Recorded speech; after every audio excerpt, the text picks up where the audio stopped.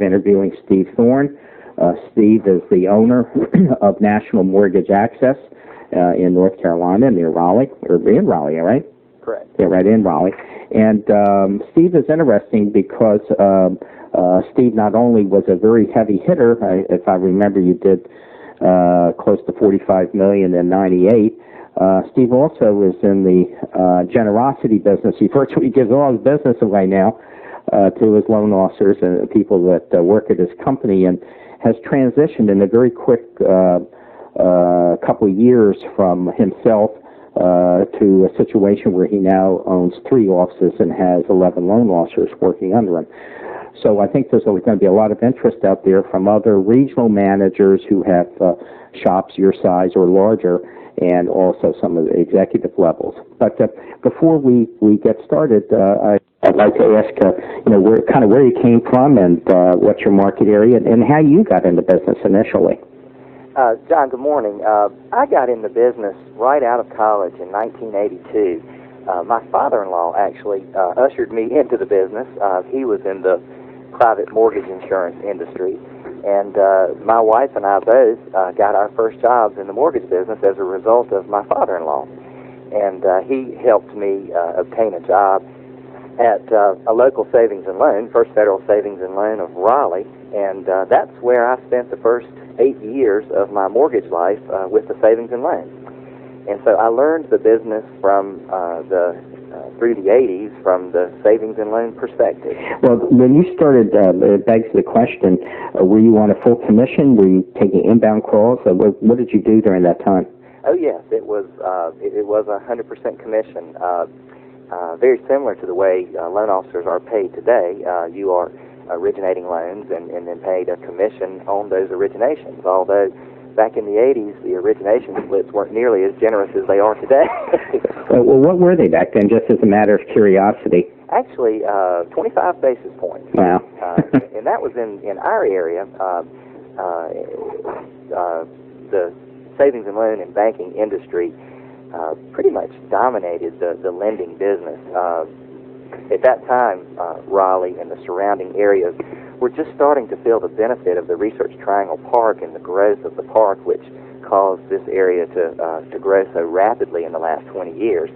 And in the early days of the 80s, most people in our area went to the hometown savings and loan to get their mortgage. There certainly were no brokers in the area, and a few banks, but mostly savings and loans. Mm-hmm. And I'm assuming that were you originating for your own servicing portfolio, or were they sold servicing released? Well, they eventually were sold, but in the early 80s, they were originated for their own portfolio. Mm-hmm. Sure. We evolved into selling of loans in the secondary market in the mid-80s. Well, when you started, were you out there, since you indicated you were on full commission, were you out there hustling with realtors, or did you have calls coming in? How did you get your business when you started? Well, yes, it was hustling with realtors, as you call it. I call it hawking loans, but the majority of the business was creating relationships with the real estate community, developing those leads, and a combination of just plain old being available for call-ins that came into the savings and loans. Mm-hmm. Because I'd like to, at some point, transition to a higher level. Before we get into that, I would like to cover how you became so successful. Because obviously, at the end of your origination career, I mean, you were really, cranking $4 million a month. And so how did that come about? What did you do that made you stand out? Because that's a lot of money for a market down there. I'm afraid to ask your average loan amount. Well, the average loan amount now is about $165,000 with an average sales price of about $185,000. Well, I'm surprised. Okay. Compared to a lot of markets, they're not large dollars, but the area is growing, and it's quickly becoming a high relocation area, and those loan amounts and sales prices are slowly creeping up. It continues to be a very high growth area. I believe that I recognized early on that the key to being successful in the mortgage business was creating and developing long-term relationships, that I would partner with realtors builders, developers in the community, and maintain those relationships. And over time, those relationships would grow, and they did. And so I always was very aware of developing relationships, maintaining relationships, and calling on the real estate community. In our area, the vast majority of the business is controlled by the real estate community, and I felt like that I needed to be where the business was. How many realtors did you have when you were starting off? Well, none when I started. Very funny. But yeah, it began to grow. I may have had a little bit of an advantage over other loan officers in the area in the respect that I grew up in this area, and so I was not new to the area. I attended grade school and high school and college in the area, and so I knew a lot of people. Had the advantage of both my family and my wife's family growing up in this area and knowing a lot of people also. And so I may have had the opportunity to be exposed and meet realtors and builders and whatnot, and then I would take those relationships and grow those relationships. Well, in the interviews that I do, there is, in fact, someone asked me this a while back, is there a common thread that goes through all of them? And ironically, there is, but there's only one, and everything else is kind of a subset. And everybody has a different way of getting business. Everybody has something different to say. And that kind of surprised me, too, as we went on. But the common thread, of course, is the relationship selling. But, it's easy to say, okay, I did this by relationships. But there also is something that separates the big boys from the little boys, so to speak, in that relationships. I guess what I'm saying, it's one thing to say you deal in relationships, but it's another thing to implement it and to become very successful as you did in it.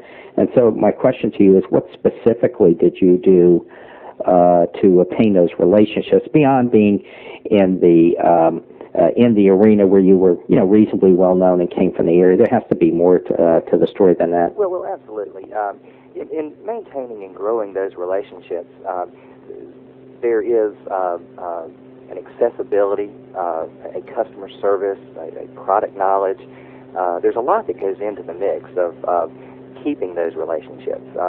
And it's not unlike today a new loan officer going out and trying to create those relationships so they can have those long-lasting relationships.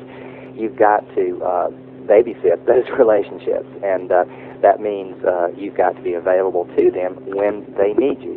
If they need to pre-qualify someone at night or Sunday morning, you're available. And I believe that being available to them and genuinely caring about their business and genuinely helping them grow their business made my business grow. I felt like that if I could not only help them with their loans, but also know them on a personal level, also get to know them on a social basis, I would create not only business partners, but friendships. And a lot of the realtors and builders that I have done business with through the years may have started out as business partners, but are now lifetime friends that I have. And I've always believed in the people do business with people they know theory, and so I felt like that I would take, to use a common phrase, I would take those relationships deep.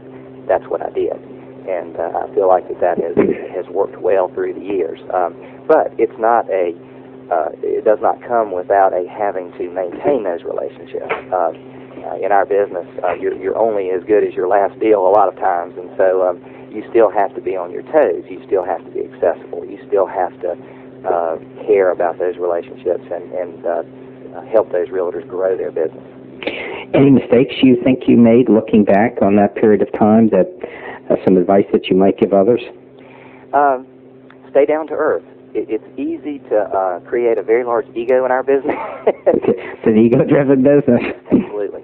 And I have learned the hard way, as everybody has, that you reach a point where you feel like that maybe you don't need or don't care about a particular relationship, and whether you may not convey that, it shows. I think that they can tell. You're not as quick to return the phone calls. You're not as attentive. You're not as customer service oriented as you should be. And the regret would be that I have some relationships that I have lost as a result of not maintaining those relationships as I should have. You know, that's interesting. In fact, people are going to get sick of hearing when I say that I've never done an interview where someone doesn't come up with something new, but that happens to be true. And you just came up with your new thing, that it's not that it doesn't happen all the time. In fact, it happens 100% of the time. It's just no one has articulated it before. And that is the fact that human nature being what it is, realtors and builders and people like that, you know, they can tell the nuances of a relationship. And you're right. If there's a realtor, for example, that you really just don't like, you're getting business from, it is so easy to transfer through an eyebrow, or, you know, kind of disgusted look that lasts a millisecond. It is so easy to transfer a rejection or your personality over to the other person, and these people will pick that stuff up. Absolutely. You say it a million ways, even though you don't verbalize it. Right, exactly. You know, there is a theory in sales. I'm trying to think of the guy that he's still alive, is very famous, and McCormick. And one of his basic premises that I always thought that was very valuable is that within the first minute of meeting somebody, they have pretty much summed up in their subconscious how they feel about you. They have evaluated you, looked at the way you came in, from handshakes to looks to whatever. And his point was really two things. One, that within that short period of time, they've kind of got a picture of how they view you. But just as importantly to him was the fact that once that's in the subconscious there, that it's very hard to alter. Absolutely. I'm a big believer in first impressions are everlasting. And so the total package has to be that first impression, it is, in fact, a good impression, not only from a confidence standpoint, but from how you dress, how you look. Do you look the part? Do you act the part? A big believer in that. I think that it's an area that's not covered too much, but I think it's important, and even not just that first impression, just on an ongoing basis. It is so easy. You know, you flub a name, you know, and that person says to yourself, because that realtor thinks you were special and that you have your eyes only on them, even though they know it not to be true deep down, and all of a sudden you kind of mispronounce their last name or whatever, and it's like, whoa. Absolutely. You know, this guy doesn't really know me or like me at all, which is the extension of that. Absolutely. Well, I'm glad you brought that up, and we'll perhaps get back to that a little bit later. But right now I'm after a bigger game, and the bigger game is that at some point, I know in '98 you did an enormous amount of business for that area, and you started to transition, and I assume, and you're going to have to tell the story of how you got into business and ended up with 3 offices and 11 loan officers, and you virtually give all your business away, which I think is very generous. So I wonder if you could maybe take us through the transition there, what happened and why. I wanted to create an atmosphere where loan officers could really do well, or could thrive and could achieve. I felt like that I, through the years, working at the various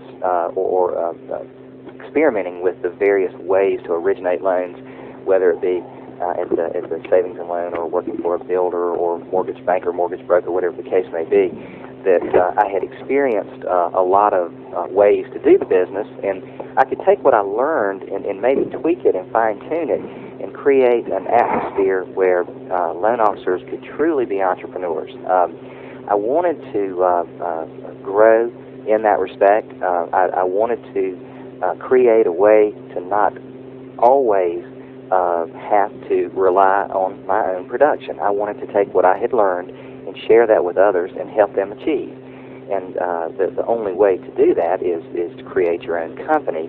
A lot of companies give lip service to you can be self-employed under our roof, and it's easy to do in our industry because of the commissions and the expectation that the loan officer is going to wear a lot of hats, such as salesperson, marketing person, support person. And it's not an easy job. It's a very difficult job. And those that are really successful at being loan officers are very unique, in my opinion, very unique people, because they've been able to do so with very little help.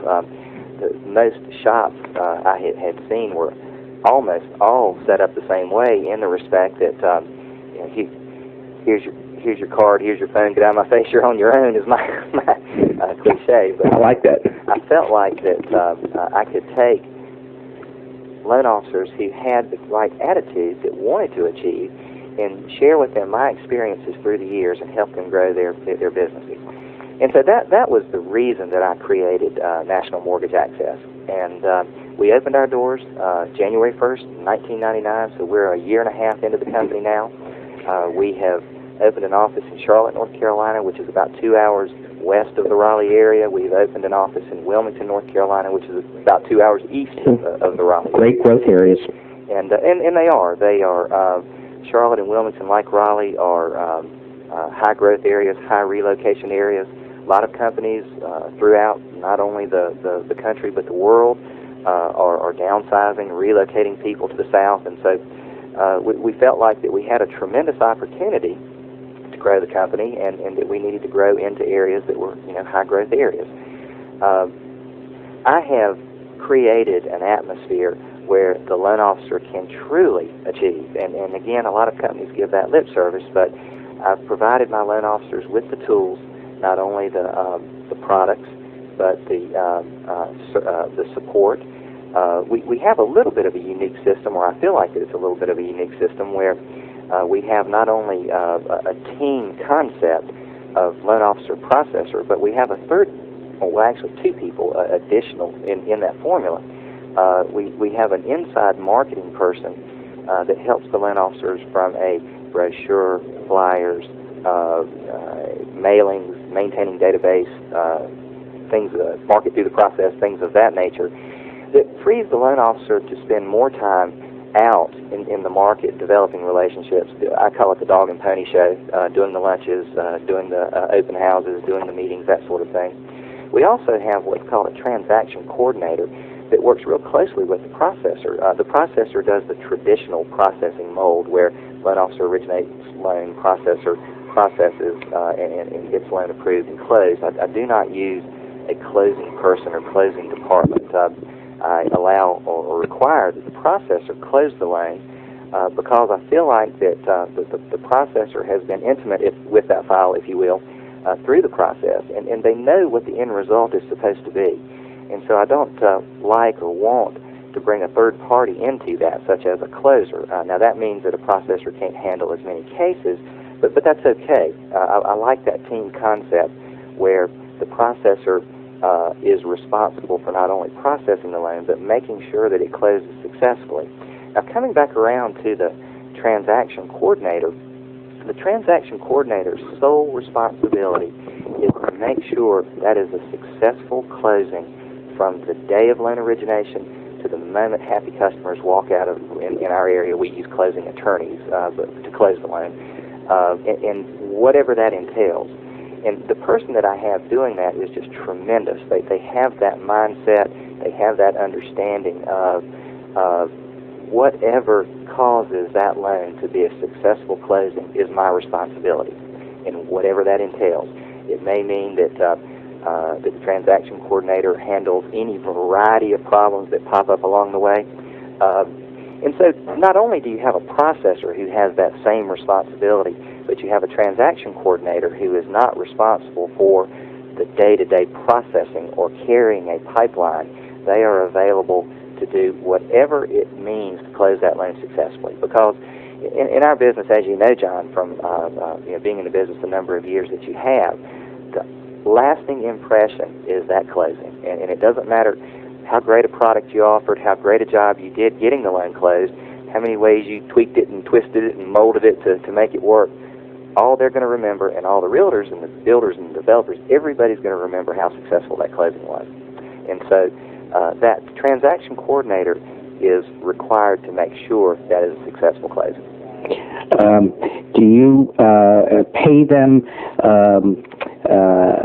in the sense that do you give them a piece of the deals, or which I'm not interested in how much you pay them as the method? Everybody in my office has incentive. That's where it's going. The processors, right down to the receptionist. Everybody has incentive to achieve, and that's important. Everybody needs to feel like that they're not only a part of the process, but they also have a stake in the process and a financial stake in the process. And my processors, my transaction coordinators, and quite frankly, we are, unlike a lot of shops, we are very heavy on support, probably too heavy on support. But my belief is that it's an acceptable trade-off. My margins are lower as a result of that, but we have successful closings, and we also have highly motivated loan officers as a result of it. And so I am not interested and do not want to have a scenario where I have a lot of loan officers doing a little bit of business. I want a handful of loan officers truly achieving, truly doing that 40 and 50 million a year. And we're off to a good start.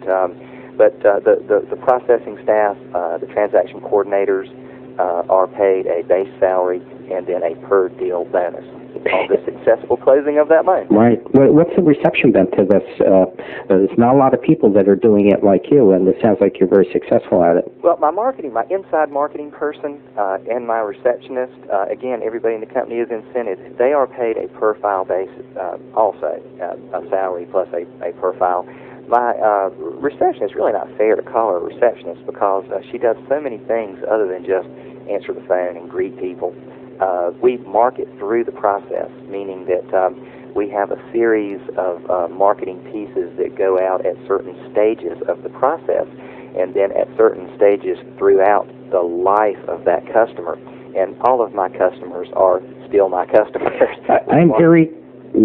No, I just wanted to interject here. This is a very interesting area for people, and I wondered if you could be more specific. You said that you have pieces going out, during the process, after the process for life, and I wondered if you would be very specific on that because I think there's a lot of interest in this. Sure, be glad to. I feel like that what better opportunity to market ourselves than during the process and also after the process. And we are we work our database. In fact, a good third of our business is a result of past customers either doing new transactions or referring us to family, friends, that sort of thing. But when the loan is originated, the first thing we do is generate a letter to the borrower. We call it our Welcome to the Club letter. And everything that we send to the borrower or to the realtors that are involved are designed to solicit or market our company and our loan officers. But the first piece that goes out the day the loan is originated is our Welcome to the Club. Thank you for making a loan application. Here's who we are. Here's the team. Here's the processor. Here's the transaction coordinator. And we also stroke the realtor in that letter that you're working with a great person, whomever that realtor, I like that. Whatever that referral source may have been. And also enclosed is 3 business cards of the loan officer. And we appreciate your confidence in us, and we would like for you to refer us. And so that's the first opportunity. Then we have when the appraisal comes in, we take the opportunity to make a copy of the appraisal and send it to the borrower. Here's a copy of your appraisal just for your records. Here's 3 business cards. We make our living by referral. Great. I love this. We certainly ask for the business. In fact, they're probably tired of hearing from us by the time the loan closes. They have proven on some of these infomercials, which I'm not a big fan of, and I can truly say I've probably only seen about 10, but I've read some articles on them that are interesting, that kind of are tangential to what you're saying, because in the infomercial business, as I learned from my reading, that the people who buy all these mixers or whatever the heck it is, they only buy, or the great majority of them, only buy at the very end, at the last appeal. And if you ever watch some of these infomercials, you will see they are asking you to buy throughout, but they have proven only at the end, based on the accumulation of asking, do they actually make the decision to buy. Right. So I see here that this is kind of modeled a bit after that you keep asking up front at the start, and your reward is going to come later when it kind of kicks in. Oh, they want referrals. Oh, absolutely. And we feel like it's a very important part to our process. When we send again, I call it the first letter, the Welcome to the Club letter, we send a copy of that along with a cover letter to the realtors that are involved. Typically, there's a listing agent and a selling agent. There may be a builder. To whatever sources are involved, along with a cover letter, here is the team working on your behalf. Thank you for your business. Here's 3 business cards. And we also do it when the loan's approved. We send out a commitment letter. Your loan's approved. A little bit of, we understand the closing date is and the attorney is, da-da-da-da-da. By the way, here's 3 business cards. Great, I love this. We send copies of that to all of the parties involved, the realtors, the builders, whatever the case may be. By the way, here's 3 business cards. After the loan closes, and there's a variety of that goes on through the process. After the loan closes, we send a survey letter. We appreciate your business. Let us know how we did. We are genuinely concerned. We want to know, good or bad, what you felt like your experience was. By the way, here's 3 business cards. Then when the survey comes back in, we send a copy of the survey to all the parties involved. Dear realtor, here's a successful closing. Laura was very happy with us.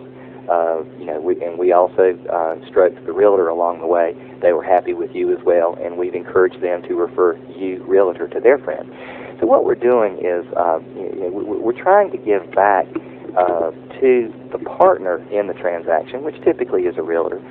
We're trying to give back to them something other than just we're good at doing your loans and we have great products. There's a lot of companies out there that have good loan officers and have good service, but how many companies truly help their partners in the transaction grow their business? And my feeling is not very many of them. No, I think I would agree with that. What about after the deal has closed? And by the way, I have to ask you, it sounds like you have a pretty sophisticated database. What kind of program do you use to maintain all this? Act. Okay, which is great. Most people do that. It's great, right. Especially the new one, the 2000. Calyx is our software, processing software, and it interfaces with ACT. And so, it took many years of tweaking it to get it to the point where the two could interface. But it's a lot easier now that they do. But we have a series, and I've been very lucky, I guess, in the people that I have associated myself with, such as my transaction coordinator, my processing staff, but my inside marketing person is just magic. We're very fortunate to have someone like Kelly, and she maintains or is primarily responsible for maintaining our database and making sure that our marketing pieces go out at certain times during the life of that relationship, which goes on forever, by the way. But getting back to how are she and our office administrator or receptionist, if you will, again, they are incented because they are the ones that are doing this marketing through the process. And so they also are given a, not as large a bonus, but a bonus to where the more volume the company does, and our volume is a direct result of their efforts, and so the better effort they can make to make sure these things happen as they're supposed to, then our business grows and their incentives grow. But Kelly makes sure that for the first year after closing, we send a marketing piece to the database every quarter. And sometimes we do a special mailing to the database. And the database is, and I don't know an exact number, but I believe it's somewhere 12,000, 13,000 strong. Wow. For example, when we opened our office in Wilmington, we did a mailing to our database that, we have opened an office in Wilmington. If you know of anyone moving or you know anyone in Wilmington, we would certainly like those referrals as well. So, once again, we're taking an opportunity to ask for the business and to also remind them that, we want to be their partner for life as well, and that when, they have an opportunity or an occasion, that we'd like to hear from them also. After the first year, we contact the database every 6 months for the next 2 years, and then we scale back to just once a year beyond that. But still, they're getting something from us. And interestingly enough, it works. The number of people that I have made loans to 3 and 4 times, and it never ceases to amaze me that I'll get a call from someone and they'll say, "Well, I worked with you back in 1991," or something like that. And it's very gratifying. This is incredible. And what is coming across to me, well, actually a whole bunch of things are coming across. But one thing that's coming across loud and clear is that it takes money to make money. When you say you have a 13,000 database, I mean, that's 13 grand at a minimum to get one mailing out there, and sometimes more depending on the quality of the piece you're putting in. No question, no question. And that, I again, in creating, my partners now are shifting from my own originations, my own relationships in the community to now my partners are my loan officers and my support people in my company. And so I'm going to take and have taken the same approach that I did in originating loans in growing a business, in the respect that these are my partners and I have to maintain those relationships just like I did with a realtor. And they have to understand that I am there for them, that I am helping them grow their business. By the same token, they've got to implement my strategies, because I feel like that what I have done through the years has proven to be successful. And it's not rocket science. It is like investing in a stock. You buy and hold. You find a good relationship, you grow that relationship, and over time it will result in a very profitable relationship. It's certainly not a quick fix, and they understand that. But I do require that they invest. Getting back to the overhead issue you mentioned, I do require that they invest in themselves. That's very important. That they recognize that yes, the company's there investing in them, and the company's margins are, in my opinion, a lot lower than most places I've seen. And I feel like I have a pretty good handle on the way most people originate loans. I'm sure they are. But that's by design. Again, it's the big picture. And I want them to recognize that big picture, that the company can only go so far. And for you, loan officer, to grow your business, you're going to have to invest in your business. And that means that you may not get reimbursed for every lunch you do, or a $200 a month cell phone bill or something along those lines. But it's necessary in order for you to grow your business. Yeah, in fact, you made a nice transition. I would like to talk about the loan officers, 11 loan officers that you have, and the qualities that you look for in them, and what you demand of them.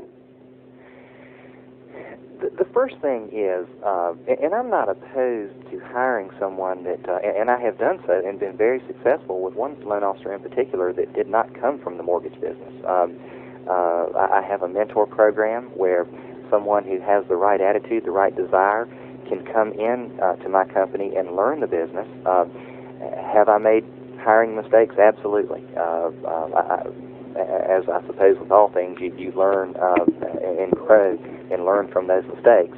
But work ethic and attitude is the most important thing to me.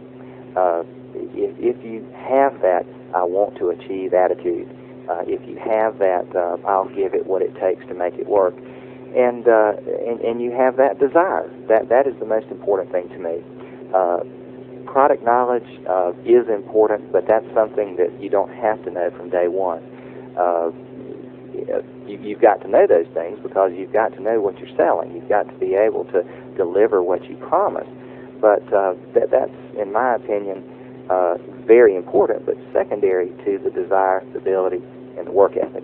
And that's what I require in a loan officer. And my philosophy and my company is built around a few loan officers, and even though I want to grow the company and intend to grow the company, I will not have 3 dozen loan officers in any market. I have 8 in Raleigh, and 2 in Wilmington, and 2 in Charlotte, and we want to grow those to 3, 4, 5 more in each one of those areas. But I expect my loan officers to be high producers who want to get to that next level of the 40 and the 50 million each. Now, are they there? No. But will they be there? Absolutely.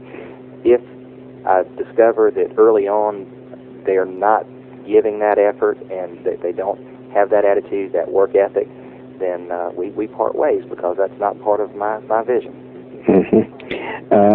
The people that you hire, are you hiring people, as you say, that are kind of off the street to have the desire, college education, just getting started, or are you looking for that loan officer that maybe is seasoned a little bit, that's looking to make a jump, not happy where they are? Actually, ideally, I look for a loan officer that has the right abilities but needs a better opportunity. And I've been fortunate to find some of those. Again, I'm not opposed to those that would like to go into the mentor program. One loan officer in particular who did not come from the mortgage background, who has been with me a year now, in a year's time, has built his business to where he's closing about $1.5 million a month. Well, that's not a tremendous amount of volume, keeping in mind that every bit of that is purchase business. Now that we have, no more refis and have not had any since 1998. Sure. And going from zero to $1.5 million a month in a year's time, in my opinion, is doing very well, because there's absolutely a lot of loan officers that have been in the business a long time that aren't doing that much business. Ideally, I like to find a loan officer that would like a better opportunity, would like to achieve, but needs the support that we can give them from the transaction coordinator, from the inside marketing person, from the market through the process, to the here's how you truly do this business. Another thing I'd like to mention that in my belief or philosophy of how you become successful, and it probably is not only true with selling money as we do, but selling cars, computers, anything else, you've got to be more to the community than, again, just good. I've got great products and I've got great service. The total package is very important. We are very big in participating in the community, from the Chamber of Commerce to other civic organizations, and I require that everybody be involved. And maybe I overkill a little bit in that area, but it comes back around to the people do business with people they know. And in order to have that total package, that's an important part of that package. Again, there are a lot of loan officers out there that are very good loan officers. There are a lot of companies that have great rates and great products. What distinguishes my company and my loan officers from those is that they do give back to the community, and that's very important. And we see benefit from that. We also market to what we call our affinity groups, and our affinity groups are the Chambers of Commerce, the Economic Development Committees, the Kiwanis, the various other civic organizations that my guys are involved with. Do you help them in that effort, or is this more from a top level down, where you are saying, look, as part of your job description, I want you to join a couple of organizations, and then you follow up on it? Is that from a top level down? No. It is a complete involvement. Again, my partners are now shifting to my employees, and in order for them to understand that concept, I've got to demonstrate it, and so it's usually tag along with me. Okay. Another thing that we do is we participate with, and golly, there's just so many of them, but we do job shadowing with the area high schools. We have what is that? Job shadowing is where seniors in high school will go to businesses in the community and spend a day just shadowing somebody in a given field. And we have about every other week a senior from one of the local high schools will come in and just sit with us for a day and see what we do and understand what we do. Is there really benefit to us from that? Are we likely to get a referral from that? Probably not. But again, it comes back around to what I call the total package, that you've got to be more to the community than just, I'm good at doing your loans. But you know what? I'd like to take exception with you here, because I think it does make a difference, and I think it kind of falls into that category of signage where you see all the Coke signs or some, General Mills and whatever, and I'm not sure you can put a dollar figure on that. It's part of their total advertising package, so when you see Coke, you recognize it. I'm not so sure that you don't have a version of that there where some of these kids are going back and telling their parents what a great time they had at National Mortgage Access, which does loans. So along those lines, one of the children that came and job chatted with us, I found out after the fact that her mother was a loan officer for another company, mm-hmm. and I have an interview with her next week. Okay, all right. It's just, it's part of. Thank you for proving my point. Well, it's part of the what goes around comes around scenario. Mm-hmm. But the concept I'm really like here is that kind of total immersion. And once again, it goes back to relationship selling and whatever. But on the other hand, you have to generate these leads, and you have to, and I think a lot of people forget that, you have to generate these relationships, and the issue is how you do that. And it sounds like you really have a total package to do that. Well, I appreciate you saying so. That's what our goal is again, to create that awareness that not only are, again, I keep coming back around to it, I've said it too many times in this interview probably, but not only are we good at what we do, but we genuinely are concerned, and we genuinely want to help our partners grow their business. And as we can help them grow their business, then we get direct benefit from that. Let me just ask you a couple of follow-up questions, and I think I'm going to end this interview a touch early, only because it's going so well. This is really excellent. I would like to ask you in one area, though. In the office that you have, do you have processors down there? Are you doing central processing? What kind of structure do you have? My structure is not as I want it. Being, again, a new company, only a year and a half old, we do not yet have processing support in either of my new offices in Charlotte or Wilmington. I'm not a believer in centralized processing. I believe that again, giving to your partners means that you've got to support them locally.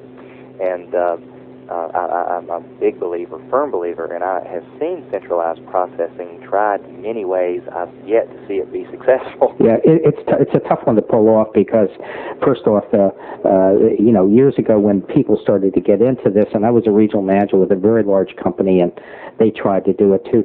Some of the efficiencies that you would think that are going to be there, they're not there in the quantities that you or the margins that you need.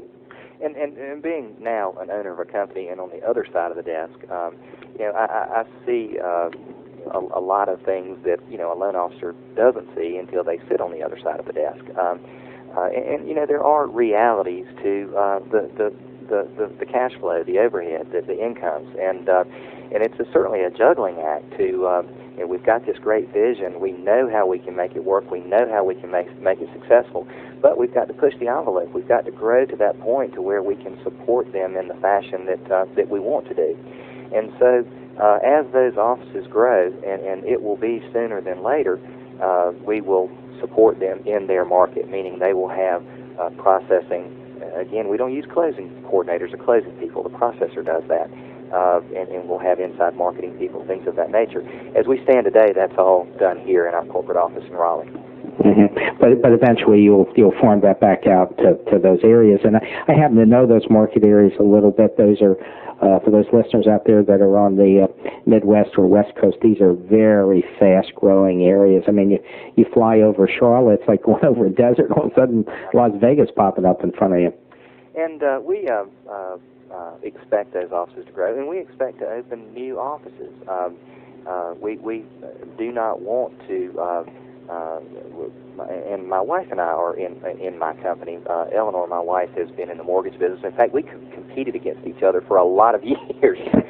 But she and I have the same goals, the same vision that we never intended when we started National Mortgage to be a mom and pop. We want to grow the company, and we like to help people achieve. And interestingly enough, the focus shifting from personal originations to growing a company is certainly not money or income motivated, because in starting and growing a company, there is no income. That's right. Or very little. You don't eat very well. But it has created another kind of satisfaction. And you know, when you're a loan officer originating a lot of loans, the money, there's no way to hide behind the fact that the money is pretty good compared to a lot of industries and what a lot of people make. But interestingly enough, the satisfaction of helping and watching other people achieve is equally as gratifying.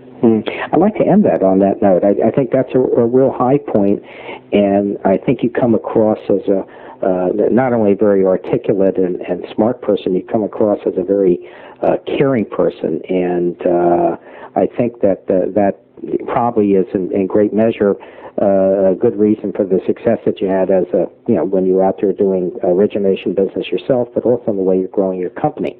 So I want to thank you very much for spending the time talking to our audience out there, and I wish you the best.